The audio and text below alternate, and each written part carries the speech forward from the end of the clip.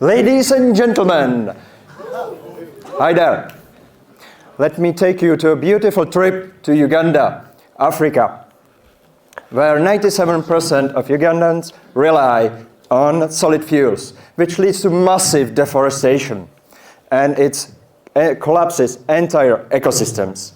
Okay, Uganda is rich in agriculture and production of bio-waste. However, what if there is a thing which will turn this bio-waste to a wealthy resource? And it's called biochar. It's a black gold, which will give it a new purpose. It will repurpose the bio-waste.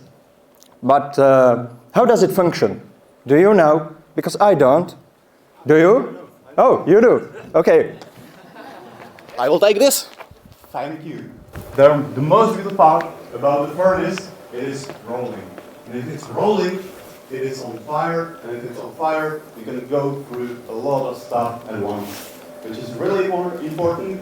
And also, bonus, it is made from local materials, which means it stimulates the local economy, which needs to produce these materials, and someone needs to build them.